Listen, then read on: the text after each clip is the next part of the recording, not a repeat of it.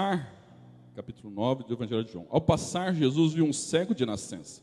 Seus discípulos lhe perguntaram: Mestre, quem pecou, este homem ou seus pais, para que ele nascesse cego?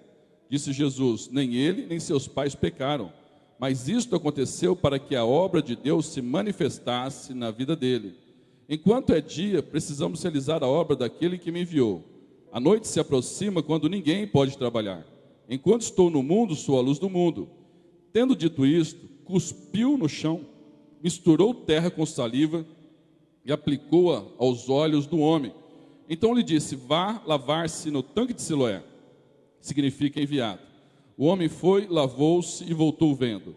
Seus vizinhos e os que anteriormente o tinham visto mendigando perguntaram: não é este o mesmo homem que costumava ficar sentado mendigando? Alguns afirmavam que era ele, outros diziam: não, apenas se parece com ele. Mas ele próprio insistia: sou eu mesmo. Então, como foram abertos os seus olhos? Interrogaram eles. Ele respondeu: o homem chamado Jesus misturou terra com saliva, colocou-a nos meus olhos e me disse: que fosse lavar em Siloé. Fui, lavei-me e agora vejo. Eles lhe perguntaram: onde está esse homem? Não sei, disse ele. Levaram aos fariseus o homem que fora cego. Era sábado, o dia em que Jesus havia misturado terra com saliva e aberto os olhos daquele homem. Então os fariseus também lhe perguntaram como ele recuperara a vista. O homem respondeu: ele colocou uma mistura de terra e saliva em meus olhos, eu me lavei e agora vejo. Alguns dos fariseus disseram: este homem não é de Deus, pois não guarda o sábado. Mas outros perguntavam: como pode um pecador fazer tais sinais milagrosos? E houve divisão entre eles. Tornaram, pois, a perguntar ao cego: que diz você a respeito dele? Foram seus olhos que ele abriu? O homem respondeu: ele é um profeta. Os judeus não acreditaram que ele fora cego e havia sido curado, enquanto não mandaram buscar os seus pais. Então perguntaram: é este o seu filho, ao qual vocês dizem que nasceu cego? Como ele pode ver agora? Responderam os pais: sabemos que ele é o nosso filho e que nasceu cego, mas não sabemos como ele pode ver agora ou quem lhe abriu os olhos. Perguntem a ele mesmo, idade ele tem, falará por si mesmo. Seus pais disseram isto porque tinham medo dos judeus, pois estes já haviam decidido que se alguém confessasse que Jesus era o Cristo, seria expulso da sinagoga.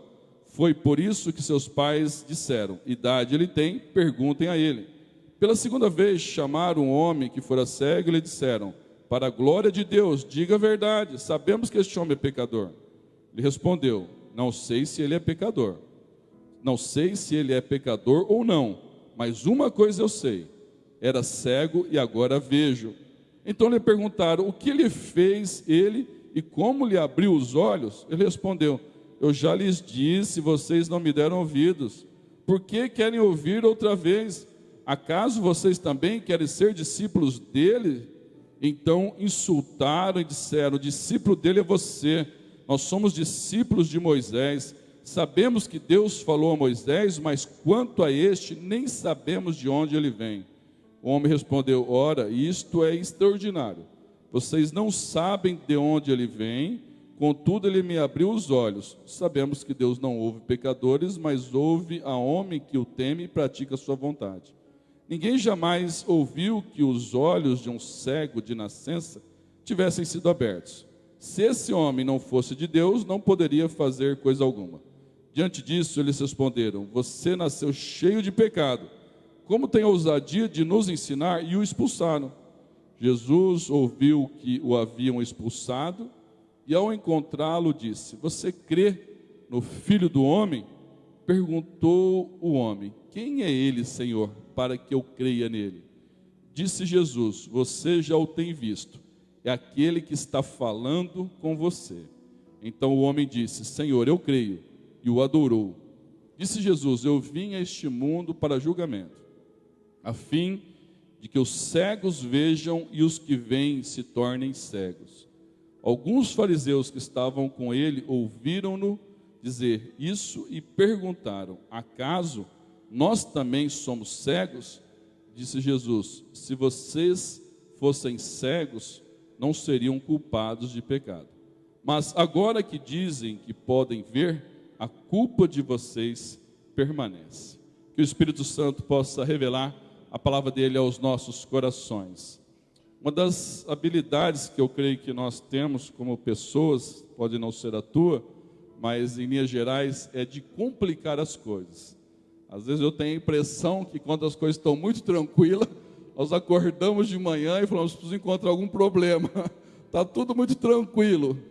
É nítido, e às vezes eu até ministro com pessoas que tinham problemas grandes, e resolve-se os problemas, e ela depois fica numa fase de vazio existencial, que ela não sabe como lidar com a vida sem um problema. A Bíblia diz, no livro de Eclesiastes, capítulo 7, versículo 29, na tradução, nova tradução linguagem de hoje, tudo o que aprendi se resume nisso. Deus nos fez direito e simples, mas nós complicamos tudo. Deus nos fez direito e simples, mas nós complicamos tudo. Nós temos o dom de complicar. Talvez você não. Eu estava pensando a mensagem, pensando na minha vida. Como nós temos o dom de complicar as coisas, como nós dificultamos, como os graus vão sendo elevados à medida que às vezes nós caminhamos. A vida, ela já tem fatos difíceis. A vida já tem dificuldades. Tem realidades de problemas que são perceptíveis. Mas é comum nós somarmos a isso algumas dores, algumas tribulações. Nós somos especialistas em complicar casamento, amizades, emprego, vida financeira e até o próprio relacionamento com Deus. Jesus nunca foi simplista, mas sempre simples. O Evangelho de Jesus é simples.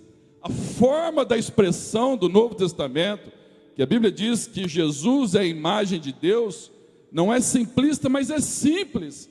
Paulo chegou a orar e pedir que o Senhor guardasse lá em Coríntios para que não fosse enganado os cristãos e se apartassem da simplicidade do Evangelho de Cristo. Essa é uma das todas as complicações que nós realizamos em nossa vida, e mesmo as pessoas que se dizem mais práticas, mas elas também acabam complicando. Fala a pessoa do teu lado, você não é complicado. Fala a pessoa do teu lado. Fala a pessoa, quer dizer, provavelmente. É interessante que nós sempre achamos que o complicado é o outro. Nós nunca achamos que o complicado é nós. No casamento, nós sempre achamos que o complicado é o outro. Nas amizades, nós achamos que o complicado é o outro, porque nós achamos que nós somos práticos, ou que nós temos avaliação, e que nós temos a tendência. Quando a vida torna complicada em alguns aspectos, ela traz alguns desgastes. Sofremos o prejuízo de uma vida, ou de algumas cargas pesadas e desnecessárias. Como já voltando a repetir, tem situações que nós vamos ter que lidar, mas muitas vezes agrega-se isso algumas tribulações que não são necessárias. Porém, quando se diz ao relacionamento com Deus, aí as perdas são grandes, aí elas são gritantes. Quando se diz a nível de relacionamentos, a complicação ela torna em proporção maior. Irmãos, os maiores desafios e atrocidades são cometidos em nome da religião. As maiores marcas são realizadas em nome da religião. Quando se perde o foco, se distorce e busca algo que não está na simplicidade do Evangelho, começa a ficar complexo e tumultuado. Nós temos acompanhado o conflito no Oriente Médio, e Deus tem ação de misericórdia com todas as pessoas ali. O Senhor ama um, ama o outro e ama todos. O Senhor tem interesse por todos. Ele tem, o projeto tem alcançar todas as vidas, e não tem assim, piores ou melhores. O Senhor ama cada um daqueles, mas é impressionante, em nome da religião, o que tem sido feito. O ISIS, que é o Islamic State, que está invadindo para poder estabelecer o islamismo de um meio mais forte. Como os bárbaros citas, quando creram no Evangelho, foi o maior número de pessoas que se decidiram, porque eles invadiam os países, e agora com a noção de cristianismo, mas não na totalidade, e eles chegavam nos países dominados e colocavam a espada no pescoço do cara e falavam, você crê? Se o cara falava que não, já literalmente rolava a cabeça. Aí então houve o maior número de decisões no cristianismo que já temos ouvido. A maioria cria. Você crê, creio, porque foi feito de uma maneira assolando, invadindo, oprimindo, por falta de entendimento e complicações na religião. Você vai ver nesses dias, você vê na TV, essas situações. Ontem eu estava vendo esses ataques aéreos, as dificuldades. Vários cristãos estão refugiados por questões de cuidado. Nós não vamos mencionar detalhes, mas tem vínculos nossos lá no Oriente Médio, não só da igreja, que de outras igrejas também, que chegou a 40 quilômetros da cidade onde ele está. Chegou a 40 quilômetros da cidade onde ele está.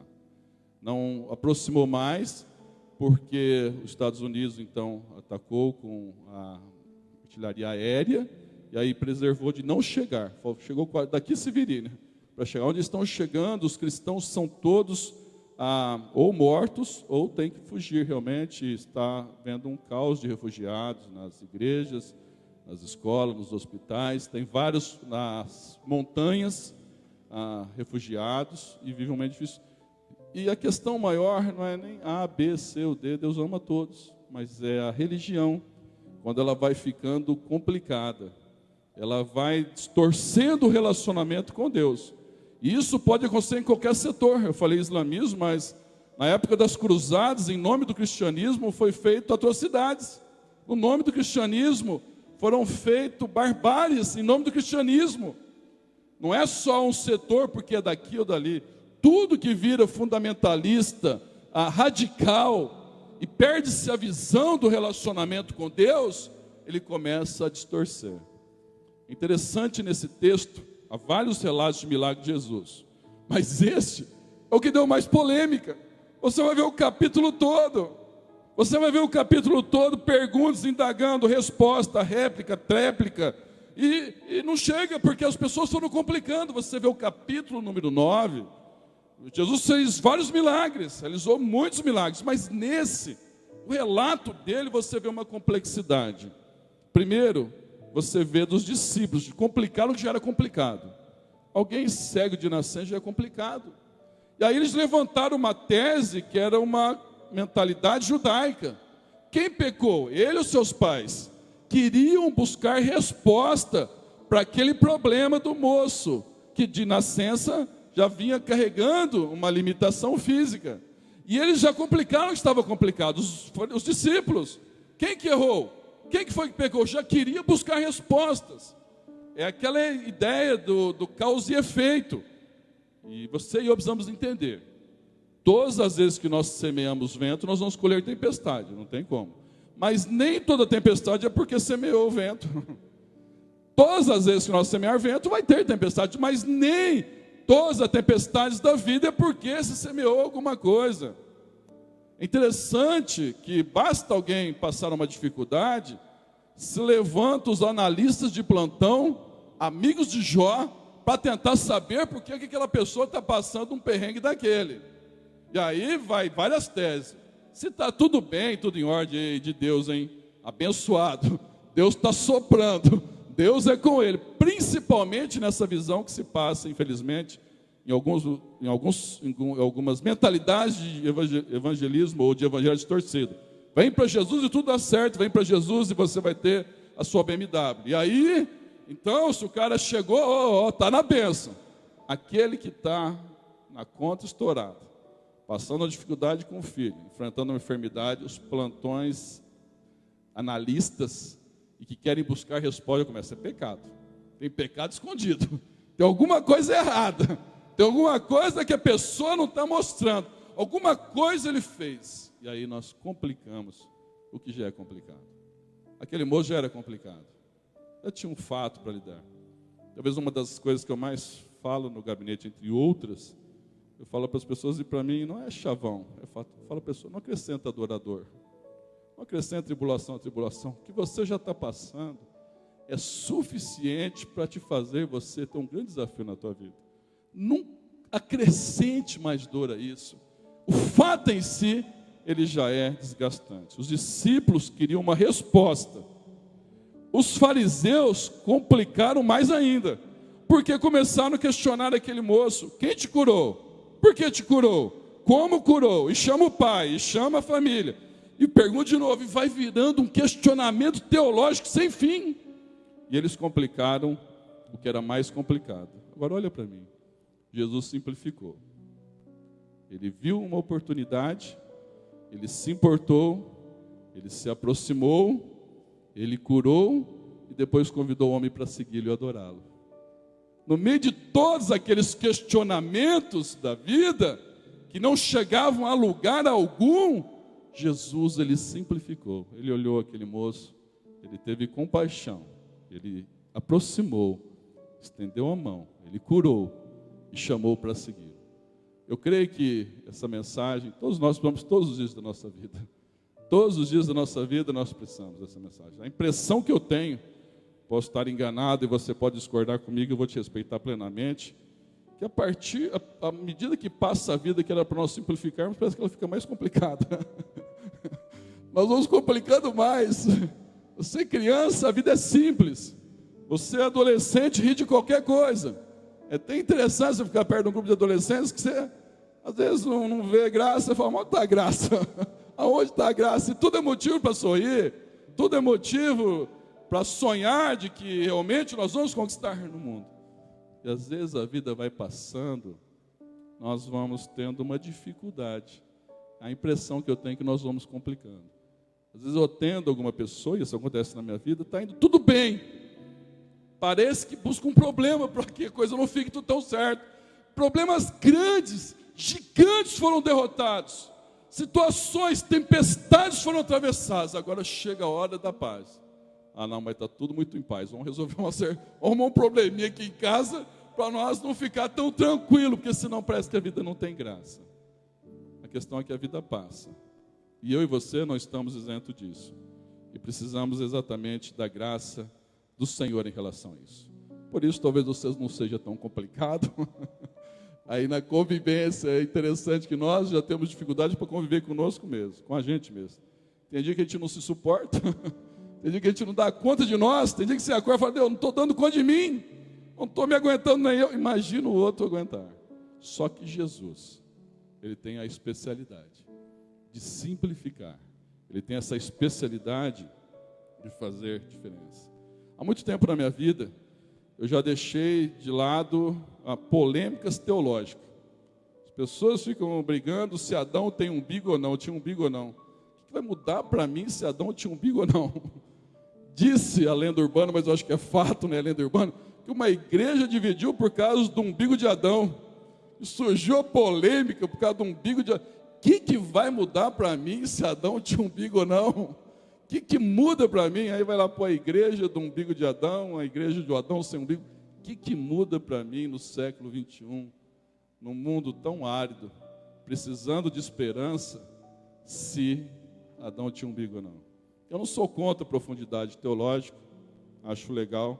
Tem algumas que eu nem entro nos questionamentos há muito tempo, se é arminianista, se é calvinista, se tem predestinação, se o homem crê e depois se arrepende, se o homem se arrepende, depois... Eu nem para mim, isso daí, vou falar a verdade, já faz muito tempo que daí eu não fico discutindo essas polêmicas teológicas. De vez em quando alguns fazem umas perguntas, talvez esses dias lá uma pessoa entrou tarde assim, no final do domingo, né, à noite, e falou, posso fazer uma pergunta rápida, pelo Face. Queria saber sobre a Trindade, uma pergunta rápida sobre a Trindade Santíssima. Eu falei, os caras faz 2000 anos, os teólogos estão tentando explicar, não conseguiram. Acho que eu vou explicar pelo Face em 5 minutos a Trindade. Que jeito! Aí eu vou fazer só mais uma pergunta. O nome de Deus, qual é?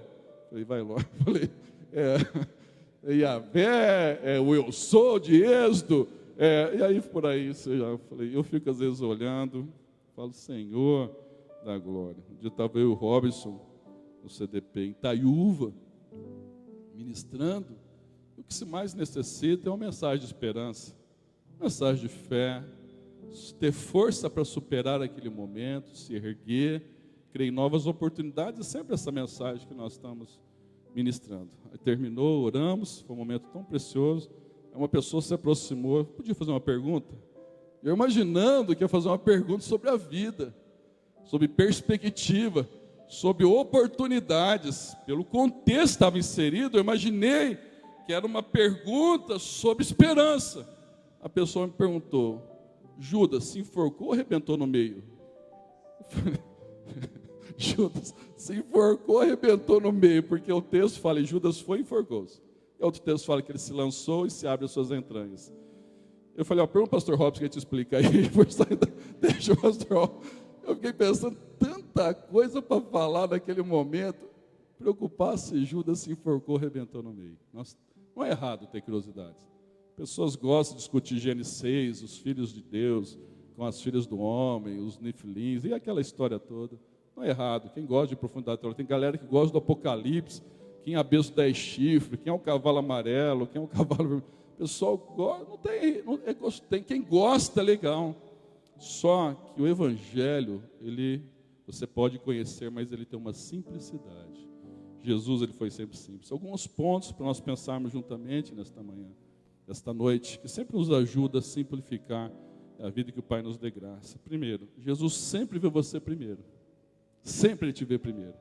No versículo 1 diz: ao passar, Jesus viu um cego de nascença. Jesus viu ele primeiro. Em todo episódio, em toda manifestação do poder de Deus, eu preciso entender que não foi mérito, não foi esforço, não foi capacidade minha. Ele me viu primeiro. Quando Zaqueu subiu na árvore, Jesus já o tinha visto. Quando a mulher do fluxo de sangue toca em Jesus, ainda que ele pergunta quem me tocou, mas com certeza Jesus sabia. O leproso que vem e se ajoelha, Jesus já o havia amado primeiro. A Bíblia diz que Deus nos amou primeiro.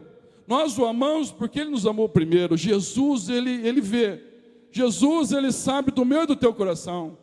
Aquilo que ninguém vê, Ele já viu na minha e na tua vida. Ele me vê e te vê primeiro. Por isso, incansavelmente, incessantemente, implacavelmente, continuamente, constantemente e perseverantemente, o objetivo dele é trazer o homem de volta para casa. É esse a ânsia do coração do Pai. É aquela busca, Ele está sempre olhando para nós primeiro.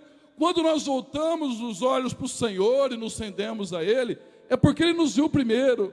Porque lá em Cristo Jesus, na sua morte e ressurreição, Deus olhou para mim, Deus olhou para você, Deus se importou comigo, Deus se importou com você, Deus delineou que eu tenho um nome, você tem um nome, eu sou uma pessoa, você é uma pessoa, que Ele se importa e se interessa. Ele me viu primeiro. Ele me viu primeiro. O texto, ele começa dessa maneira: Jesus ao andar, ele viu aquele moço. Isso ajuda a simplificar a vida. Às vezes nós perguntamos: onde está Deus? O Senhor não está me vendo, o Senhor não está me olhando, o Senhor não está me respondendo, o que eu tenho que fazer mais para poder chegar até o Senhor? E aí são criados rituais, penitências, formas e manifestações de religiosidade para tentar chamar a atenção de Deus. Deus me olha, mas Deus me viu primeiro. Quando Zaqueu ele sobe na árvore, e ali para ver Jesus, Jesus olha o coração dele, mas Jesus já tinha visto Zaqueu. Jesus já tinha visto antes, Zaqueu. Ele já viu a tua vida, ele te vê primeiro. Não tem uma necessidade de aceitação, de aprovação, de corresponder à expectativa, de conseguir, como se fosse uma elite espiritual que chega numa igreja e tem ali uns escolhidos que passaram por experiências profundas, e esse é um grupo elitizado espiritual. Não, é você e eu, da maneira simples que Ele me ama e te ama. Segunda questão: quando você anda com Jesus, Ele transforma a visão. Os discípulos estavam procurando respostas baseado na cultura judaica e baseado na lei de causa e efeito, que era uma tradição judaica de que o sofrimento sempre é causado pelo erro. Jesus, ele aperta a tecla SAP. Por quê? Eles estavam olhando um cenário e eles viam aquele moço, e eles falavam: onde está o erro? Por que aconteceu isso? Por que aquilo? Por que está sofrendo? Foi ele, foi o pai. Quem errou? Foi os pais que erraram. E eles vão desenvolvendo uma visão negativista, uma visão de buscar respostas que não tinha naquele momento. Jesus aperta a tecla SAP e ele olha uma visão, o mesmo quadro, e fala: não foi por erros, e foi por um motivo que o Senhor permitiu, para transformar em glória esse momento. Jesus enxerga diferente. Nós, mesmo os mais otimistas, mesmo os mais encorajados, às vezes a nossa mente ela fica turva. Nós olhamos um cenário ou de solidão, ou de dor, ou de perda, ou de desespero, ou de angústia, ou de solidão, ou de desafio, e aquilo pode ficar impregnado em nosso coração de fazer uma codificação, uma análise, uma interpretação pelo prisma do desafio e da negatividade. Jesus ele pega aquele mesmo cenário e faz eu e você olhar com uma perspectiva divina. Que aquilo não é para derrotar você, que aquilo não é para acabar com você, que aquilo não é para deixar você no deserto, não é para destruir você, que aquilo não é para aniquilar você. Ele aperta a tecla SAP e ele olha e fala, eu posso transformar, eu posso mudar, eu posso realizar, eu posso vivificar. Tem algumas coisas na minha vida que eu passei, ou algumas que eu ainda passo, e é interessante que a maior parte delas, depois me dá a oportunidade de ouvir alguém, e a pessoa está falando, às vezes, uma pessoa chegou sexta-feira, numa luta para compartilhar algo, sexta-feira, 6h30 da tarde, eu estava encerrando as coisas aqui no escritório, estava para sair, chegou uma pessoa muito querida, pastor, eu vi a porta aberta, vim para bater um papo, e passando um desafio, aquelas lutas que às vezes você passa, principalmente quem às vezes está num ritmo de estresse muito grande, vai perdendo o pique, vai perdendo o ânimo, vai perdendo o prazer, vai queimando a serotonina no cérebro, vai andando na base da adrenalina e vai queimando os fusíveis que tem no coração e a pessoa vai apagando. Ela falou que tinha ido no médico, fez todos os exames, aquela história que nós já sabemos. Como já sei como é o processo, eu comecei a falar para ele, é isso, é assim, assim. Ele falou, mas você está contando a minha vida? Mas não é que eu estava contando a vida dele, é que eu sabia o processo. Quando você passa, e não é para destruir você, é para ajudar você, às vezes até você ajudar uma outra pessoa, para você ajudar uma outra pessoa. Aquilo que o inimigo, aquilo que a vida, aquilo que as circunstâncias parece impor como fim, ou tumultuado ou complexo, o Senhor olha e fala, é para fazer algo novo, é para fazer algo novo. Mas eu preciso entender que a vida, ela já é um labirinto algumas vezes, ela já tem as suas complicações, não é uma ciência exata, encontros, montes e vales, sorrisos e lágrimas, convívio e perda, saudade, proximidade, junto e longe, a vida já é assim. Agora, se você e eu começarmos a tentar complicar ainda mais, ou a tentar acertar um erro com outro erro, vai complicando. Eu vi uma pessoa falando ontem, estava conversando com uma pessoa, achei muito interessante, ele falando que faliu 2 vezes. Ele conta da experiência e falou assim, acho que num bate-papo, ficou falando de quase 2 horas, fiquei ouvindo, ele faliu 2 vezes. E ele é interessante a forma como ele aprendeu. Ele falou, ganhava dinheiro, aí eu saia comprando tudo. Aí vira aquela, quando o dinheiro entra mais fácil também, só que o dinheiro não faz desaforo. Tem uma coisa que não faz desaforo, é o dinheiro. E aí perdeu, primeira pancada, depois que começou a ganhar dinheiro, recuperou, perdeu de novo. Aí ele falando o que ele aprendeu nessas 2 experiências. Simplificar a vida e hoje tendo uma condição melhor. Tem alguns que pela graça de Deus têm esse insight. Vai descomplicando. E tem outros que vão levando a vida embolada. Vai virando uma gambiarra na vida que é impressionante. Vai virando uma gambiarra a vida. Tudo é gambiarra. A vida da pessoa, tudo é gambiarra. Tudo vai virando um tumulto. Tudo na base do tentar tirar vantagem de alguma coisa, de alguém, de levar meio embolado. Daí a vida vai ficando muito complicada. Muito complicada. Eu preciso pedir graça de Deus. Não sei você, eu preciso muito. Para descomplicar um pouco a vida a cada dia.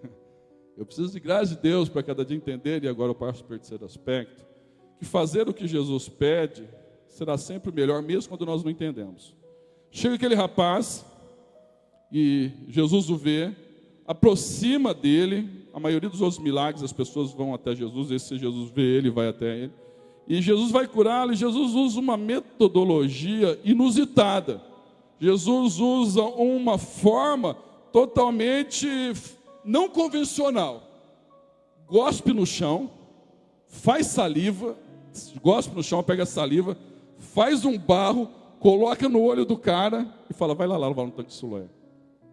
Fala a verdade. Se for passar pela vigilância sanitária, pessoal de farmácia aí, pessoal de lanchonete, pessoal hoje está um desafio. Para você fazer uma construção, pelo amor, para provar, meu amado, está ficando cada vez mais complicado, não sei onde vai parar tudo isso. Você imagina, Jesus já não passaria já pela vigilância sanitária de cara, já teria sido. Mas ele gospe no chão, versículos 6 e 7.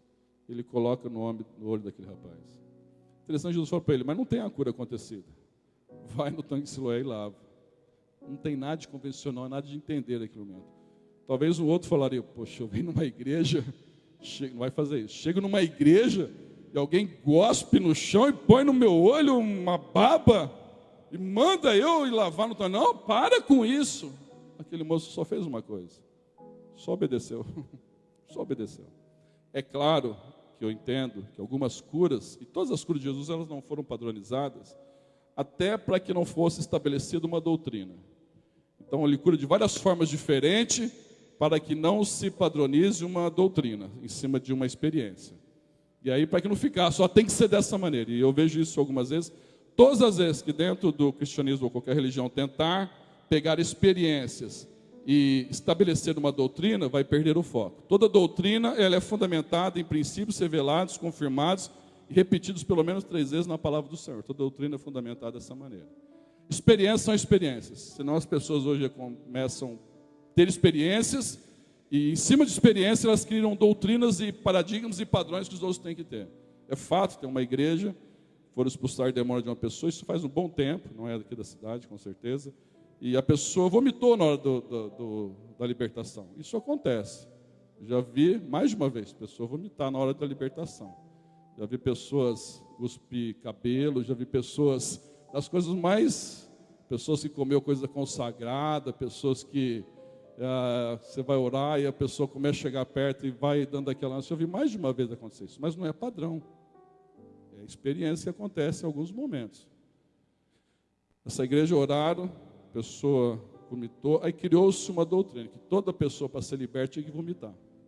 Aí, todas as vezes na hora da oração de libertação, construíram na igreja até hoje eu tentei falar, não acertei, um vomitromo, sei lá o que é, uma pia, e levar o pessoal ali do lado e ficar chacoalhando o cara, sai. Se o cara comeu uma feijoada na hora do almoço, 2 litros de coca, comeu 15 passou aqui depois do almoço. Sai, tem um monte de coisa. Aí vira uma doutrina.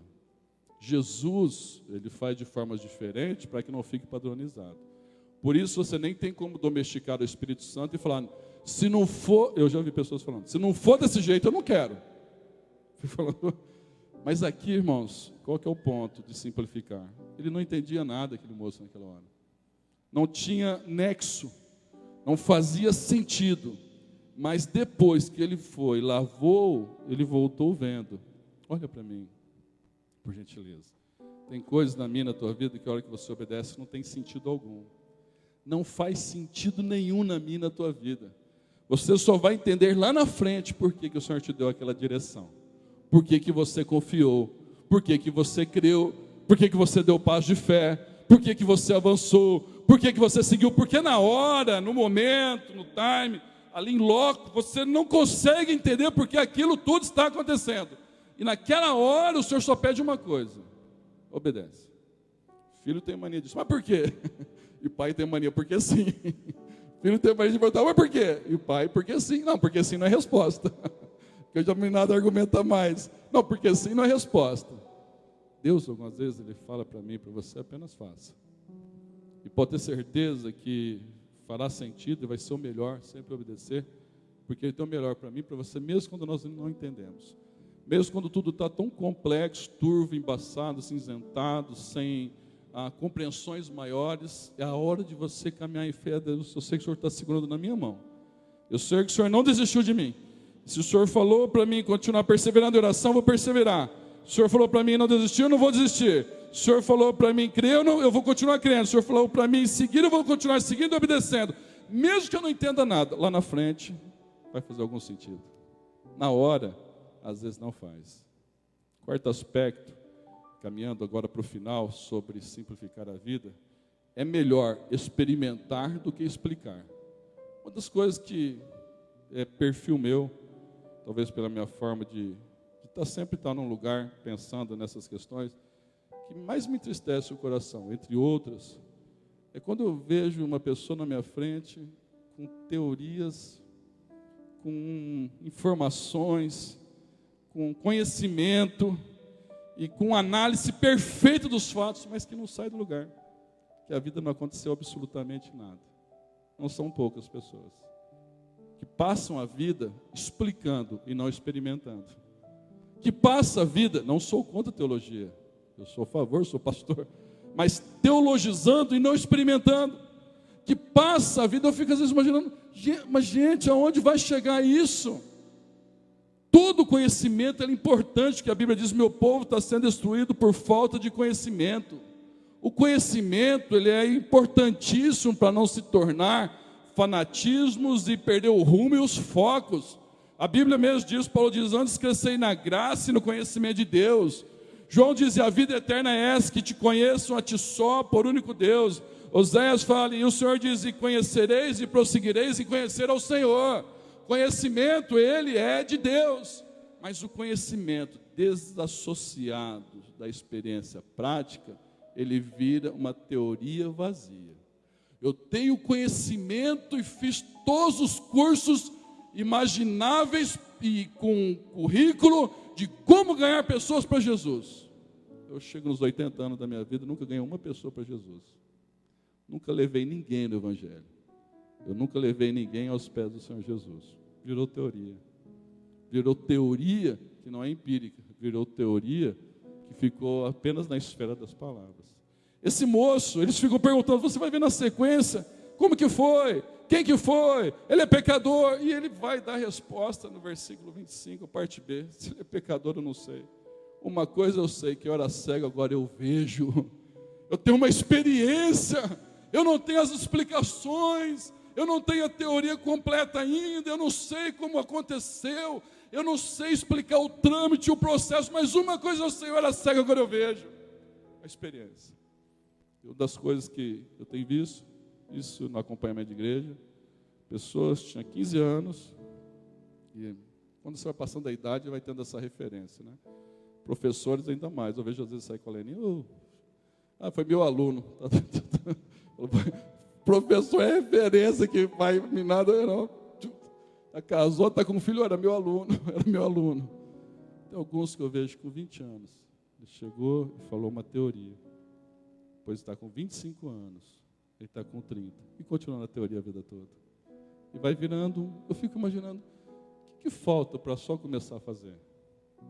Meu amado, conhecimento é importante. Tem hora que ele não resolve. Tem aquela história, apenas uma analogia, do maroto, de pessoa simples, numa canoa, e com uma pessoa extremamente culta na canoa, para fazer uma travessia de um rio que era necessário e importante. E eu, pessoa extremamente culta, começou a perguntar para ele, o senhor conhece sobre cibernética? O senhor sabe as últimas informações sobre cibernética? As descobertas, a evolução, o avanço da tecnologia? E a pessoa assim falou, não sei nem o que é isso. Não sei nem se é de comer, se é de beber. A pessoa falou para ele, o senhor perdeu 25% da sua vida, então. E fez outra pergunta, o senhor conhece sobre a mudança dos planetas e o alinhamento deles? E agora tem uma mudança, quase todo dia muda, o que era planeta não é planeta mais, o que não era vida planeta, e a distância que eles têm de anos-luz da Terra, e aqueles que têm luz própria, e aqueles que são feitos análise, se teriam condição de vida ou não, e foi falando uma abordagem da galáxia, e olhou para o homem ainda mais questionando, falou, não sei nada disso. O senhor falou para ele, o senhor perdeu mais 25% da vida do senhor. E aí perguntou para ele, o senhor conhece então, sobre agora a tecnologia, a fibra ótica, os cabos, a facilidade da online, da informação, da proximidade, juntamente usando a globalização para que chegue a meios e fins de informações mais precisas e conexas, cada vez mais condensadas, de maneiras... E a pessoa, o senhor falou, não sei nem o que é isso. E o senhor falou para ele assim, o senhor perdeu mais 25% da sua vida. Já tinha 75%. De repente a canoa bateu numa pedra pontiaguda grande, furou e começou a afundar. O simples olhou para o senhor e falou assim, o senhor sabe nadar? Ele falou, não sei. Ele falou, o senhor perdeu a vida inteira agora, então. O senhor perdeu a vida inteira agora, então. Não é errado conhecer. Primeiro, quem conhece muito nem demonstra que conhece muito. A pessoa que fica tentando demonstrar que conhece muito já fica meio pé atrás, que ela está tendo uma dificuldade de autoafirmação, e ela tem que projetar que ela conhece muito para esconder sentimentos de fracasso dentro do coração dela, salvo quando você está numa reunião que se faz necessário abordagens e análises e avaliações. Isso. Mas quando você tem uma necessidade proeminente para mostrar para todo mundo que você tem conhecimento, é um desafio. Quem conhece, a grande questão nossa é a prática. Eu sei que às vezes alguém já disse que nós passamos 40 anos da vida aprendendo e 40 anos só colocando em prática o que aprendeu. Então você que já passou dos 40, já está... Você fala que a gente passa 40 anos da vida aprendendo e 40 anos da vida colocando em prática aprendeu. Não sei se é bem assim mesmo, porque eu tenho umas teorias, a vida começa aos 40. Até hoje eu não descobri aonde começa. Começa a dor, começa a descer. Mas a questão é, esse moço, ele sabia experiência, ele não sabia explicar. Eu lembro quando esse missionário que nós falamos lá do Iraque, está lá no norte do Iraque, quando nós que evangelizamos ele, eu levei ele para minha casa, ele não tinha onde ficar. Ele morou comigo algum tempo, né? Ele foi noivo da minha irmã, depois não deu certo o noivado, aquelas coisas que você não vai entender nunca. Móveis comprados, tudo certinho, tudo certo. Ele evangelizei, discipulei, ele ficou na minha casa, ele ficou noivo da minha irmã, comprou móveis, tudo certo, tudo certo. Aí chegou um dia e falou, não vai ter casamento. E eu fiquei no meio de um tiroteio que foi sem fim, porque eu gostava muito dele. E daí pode falar por mais A, por B, que essa história de todo mundo sai em paz, nisso daí não existe. Essa história de terminar namoro, noivado em paz, daí não existe. Daí só em novela que acontece daí, né? Novela que dá certo. O cara briga no casamento, vai para um hotel, viaja para o Caribe, vai para o Havaí, depois volta e faz as pazes com a mulher. A gente que está nessa daqui tem que, no máximo, vai ter o sofá da sala. Aí depois volta, tem que deitar junto e faz as pazes ali mesmo. Ficava fazendo as pazes e acerta ali. Tinha um amigo nosso que brigou e falou, não tem para onde ir. Acabou voltando, ele falou, não tinha nem para onde dormir na sala, não tinha sofá. Aí deitou junto e fez as pazes ali, porque não tinha, só em novela. Ele terminou, eles terminaram, foi um momento difícil, porque eu fiquei no meio do tiroteio, gostava dos dois, eu fiquei no meio de apagando ali o incêndio, né? E não podia, quando você está nessa fase, você não pode falar nem de um nem do outro, defendendo, porque você está defendendo ele, você está defendendo. Eu fui uma pessoa muito querida, que hoje é missionária. Claro que hoje eu entendo. Aquilo que é aquilo que você não entende no momento. Minha irmã é hiper caseira. Família, é aquela pessoa que quase toda semana me liga, e o Felipe, e o Abner, e a Isabela, isso, aquilo. Se ela fosse onde ele está, ela teria morrido, com certeza, do coração. Não era projeto para a vida dela. Casou com uma pessoa de bem, um menino abençoadíssimo, que é caseiro e que tem uma forma de cuidar dela de maneira especial. Na época ela não entendeu nada, hoje eu entendo, porque ela tem gêmeos, tem filhos gêmeos, já tem 10 anos, indo para 10 anos. E o outro, esse amigo, casou com uma enfermeira e está no campo missionário. Não entendeu nada no momento, mas eu estou só esticando a conversa para chegar num ponto. Só que sabe uma coisa que eu sempre vi na vida dele? Sempre vi na vida dele. Ele não tinha apenas a teoria, ele tinha a prática. Ele levava pessoas para a igreja. Eu ficava impressionado a forma que ele ia nas fazendas e levava pessoas, não tinha um culto quase, que ele não levava uma pessoa nova para a igreja. Eu lembro que ele fazia umas peripécias que era impressionante, para levar pessoas para a igreja. A gente falava, gente, daí deve... Lá, foi caminhando, aprendeu árabe, aprendeu inglês, formou. É um missionário tão requisitado que a Junta de Missões Mundiais queria levá-lo para perto deles. Mas sabe uma coisa que eu aprendi vendo da vida dele? Que a prática era mais do que a teoria. Ele queria ir para o campo, mas ele começou ganhando pessoas aqui. Todo culto ele levava pessoas, ganhou várias pessoas para Jesus, todo culto ele levava pessoas. Tem hora, irmãos, e sempre é melhor experimentar do que explicar. Eu não sei, uma coisa eu sei, que eu era cego, agora eu vejo. Isso é simplicidade da vida.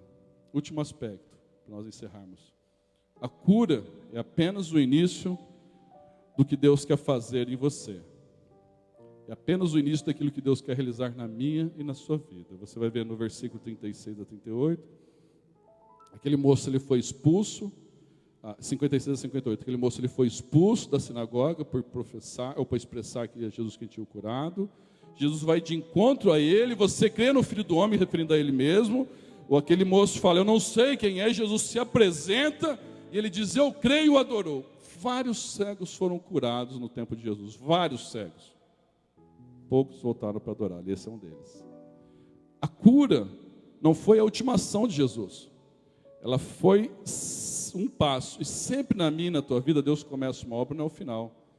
Ele vai dar continuidade se eu e você permitirmos. Entender que há uma sequência na vida cristã que depende de eu crer e deixar Ele fazer na minha e na sua vida, segundo o poder e o crer dEle. Então o homem disse, Senhor, eu creio, e o adorou.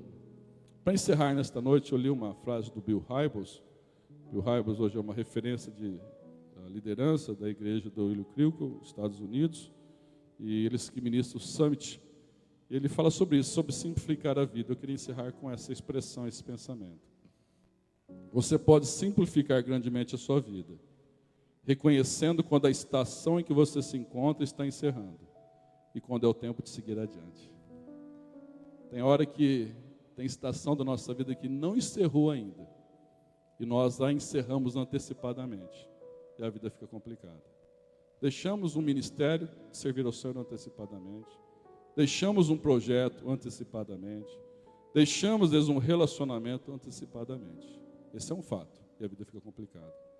Contrapartida, tem ciclos da vida que já se encerraram, que é a hora de erguer a cabeça e seguir em frente. Tem estações da vida que eu preciso virar a página. Tem momentos da caminhada que eu preciso simplificar a vida e saber que aquilo que tinha que dar já deu. E que se eu insistir naquilo, a minha vida vai ficar complicada. Aí eu ergo a cabeça para seguir à frente e seguir adiante.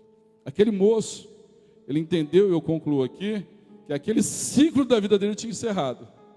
Que era de ficar ali esperando alguém tomá-lo pela mão, levar daqui para lá. Aquele ciclo tinha encerrado e iniciava um novo ciclo na vida dele para seguir em frente e seguir a Jesus. Eu quero crer com você nesta noite, de todo o coração. Por que complicar o que Jesus simplificou? Vamos ficar de pé, nós vamos orar ao Senhor. Fala com a pessoa do seu lado agora novamente, que eu falei no começo da mensagem, e carinhosamente, ainda bem que você não é complicado. Ainda bem que você... Olha, os complicados não vieram nem no culto hoje. Como diz os pregadores, os complicados nem vieram hoje no culto. Olha que coisa, você viu? Até sabia que eu ia pregar isso, nem vieram. Os complicados nem vieram no culto hoje. Só veio o pessoal e falou, não tem dificuldade. Eu quero crer com você. As oportunidades, as possibilidades que Deus te deu. Eu admiro gente que ficou bem na vida e continua simples. Eu admiro gente que conquistou projetos e continua simples. Eu admiro gente que enriqueceu e ela continua simples do mesmo jeito. Porque tem aquele que não saiu do lugar, ele se produz como se fosse, né? A Bíblia diz que tem aquele que sendo rico se faz pobre, ou se manifesta como pobre. E tem aquele que é pobre, ele come abobrinha e rota o peru, na linguagem mais raspando na vulgaridade. Eu admiro gente que ela se cuida bem, se arruma, tem o seu conforto, mas ela continua sendo simples no coração. Ela continua olhando as pessoas olho no olho, não olha nem de cima, não menospreza, não se sente melhor nem maior. Ela continua sendo uma pessoa. Pessoas que têm qualidade de vida, com conhecimento extremamente impressionante. Você vê o Russell Shedd ministrar, misericórdia. Você vê o Russell Shedd ministrar, ele acaba de pregar, sabe a vontade de fazer? Fechar a Bíblia e falar, nunca mais subo no púlpito para pregar. É muito profundo, muito. Imagina ele ministrando o evangelho, é muito profundo, mas uma simplicidade que você não consegue imaginar. Eu admiro gente que se veste bem, mas continua simples. Eu admiro gente que tem casa boa e continua simples. Eu admiro gente que tem cargos relevantes e continua simples. Eu admiro gente que Deus usa para fazer as coisas e continua simples no coração. Essa simplicidade da vida. Queria que você fechasse os teus olhos. Para que complicar o que Jesus simplificou?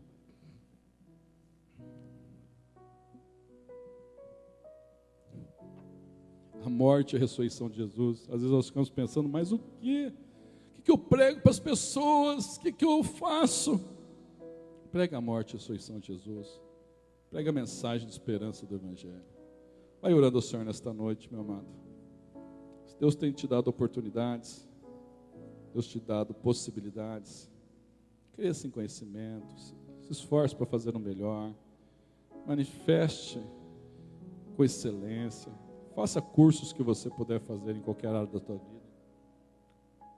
Aprofunde em todas as áreas que Deus te der oportunidade. Conheça, e conheça, e conheça.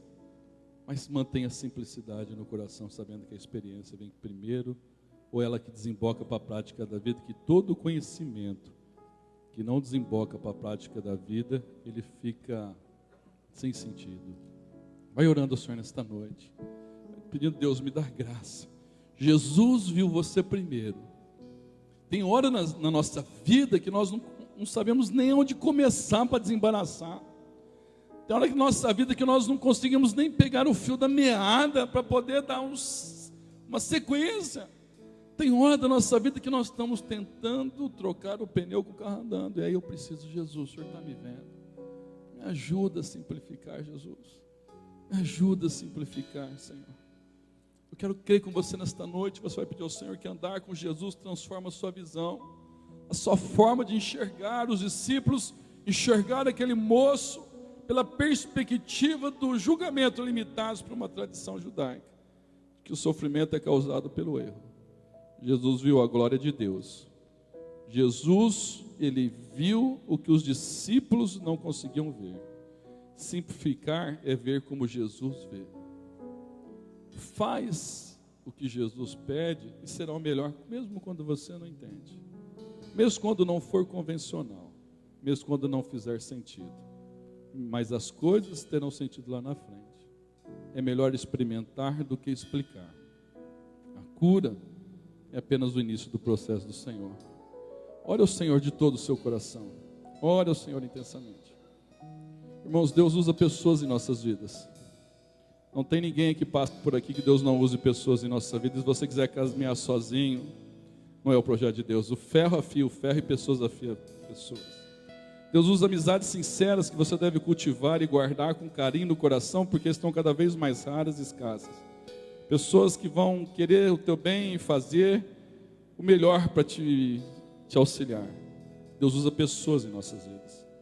Deus envia anjos em forma de pessoas para nos abençoar. Tem alguns que são cristãos, tem alguns que não são, vinculados a uma expressão de fé. Tem pessoas das mais variadas formas que Jesus usa em nossa vida. A Bíblia diz que a amizade sincera dá ânimo para viver. Tem pessoas que têm o dom de nos alentar. Tem pessoas que têm a habilidade de acalmar o nosso coração. Tem pessoas que têm a graça de nos fazer se sentir gente. Tem pessoas que têm a capacidade divina de nos fazer sentir amados. Tem pessoas que elas têm uma forma de ser da sua particularidade e peculiaridade que ela te faz você se animar para a vida e ter esperança na vida. Deus usa pessoas. Deus sempre vai usar pessoas na minha e na tua vida, de várias formas diferentes. Mas nunca esqueça que mesmo as pessoas que mais nos amam e nos fazem bem, não pode estar conosco 24 horas por dia. Não pode estar conosco o tempo todo. Que não sabe muitas vezes, e por mais que tentem, não conseguem captar o que vai no recôndito da alma, no mais profundo do nosso coração.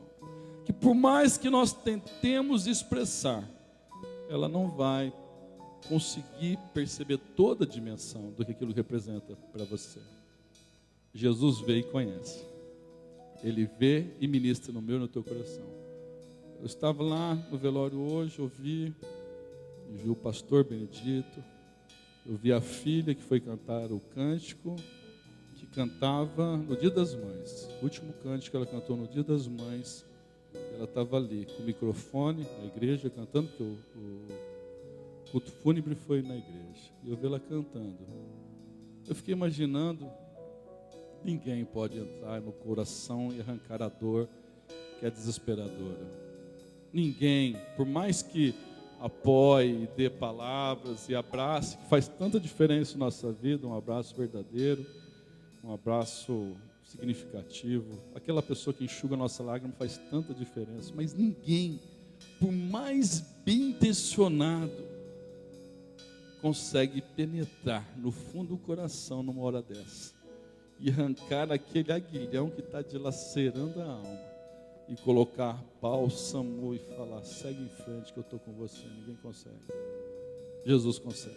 Ele vê, Ele vê, Ele vê. Aquilo que ninguém pode, Ele vê. Feche teus olhos e ora ao Senhor.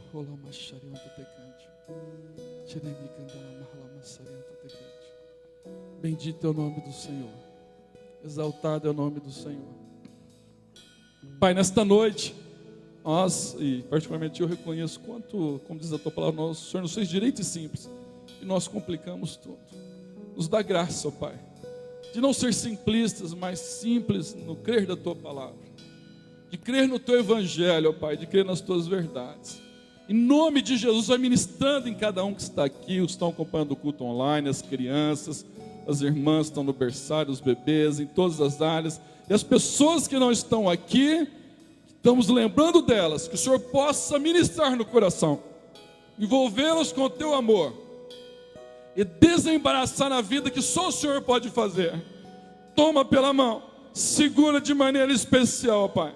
Dê-nos graça para saber que o Senhor nos vê primeiro. Nos ajuda a ver pela ótica e como o Senhor vê as coisas. Senhor, em nome de Jesus, nos dê graça para obedecer mesmo quando nós não estamos entendendo nada. Pai, nos ajude, Senhor Deus, a oferecer o melhor a Ti. Pai, nos dê graça para experimentar e não apenas explicar, não apenas teorizar, mas vivenciar, desembocar para a prática da vida. Senhor, nos dê condições de entender que uma etapa ministrada não é o fim do processo, é o início. Que a cura daquele moço foi o início, onde depois ele vai seguir, adorar e servir a Jesus. Nos dá graça para perceber quando estações e ciclos da nossa vida se encerram e é tempo de erguer os olhos e seguir à frente, adiante, nas possibilidades e oportunidades novas da parte do Senhor. Derrama da tua unção, ministra com teu poder e declaramos que o Senhor é o Deus forte, grande, poderoso, é o Senhor da nossa vida, em nome de Jesus. Amém, amém.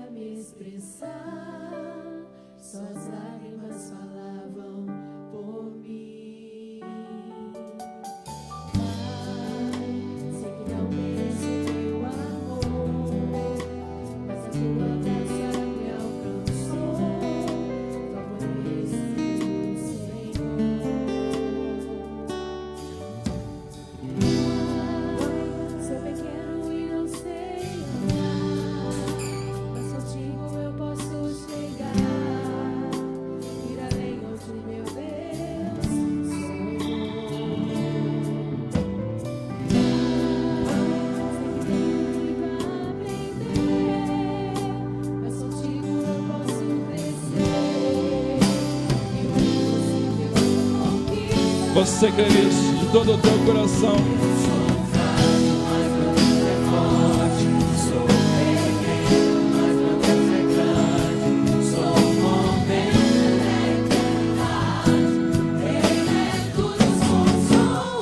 Só uma frase, Ele é tudo.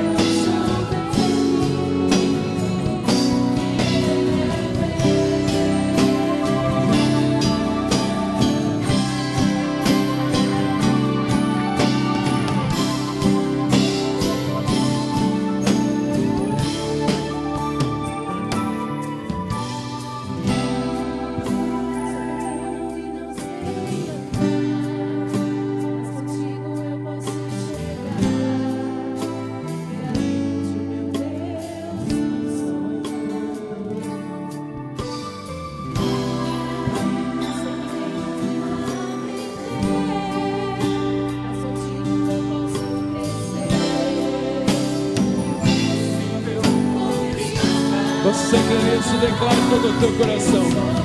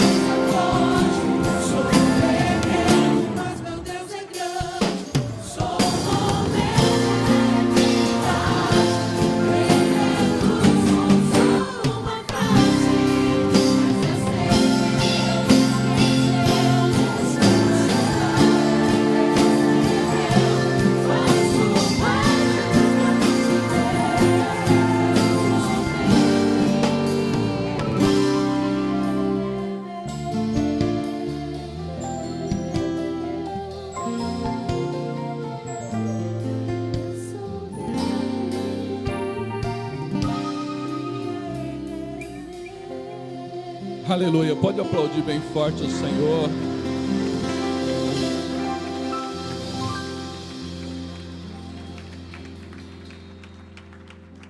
Pai, nós somos fracos, mas o Senhor é forte. O Senhor é tudo, nós somos uma frase. O Senhor é eterno, nós somos um momento. Mas o que nos impressiona é que o Senhor nos ama. Guarda cada um nessa semana. Livre de todo mal. Aqueles que nós amamos, nossos familiares, guardem teu nome. Pessoas onde estiverem sejam ministradas pelo teu Espírito Santo. Vá à frente, desembraçando os caminhos. Dá-nos graça de viver na simplicidade do Evangelho de Cristo.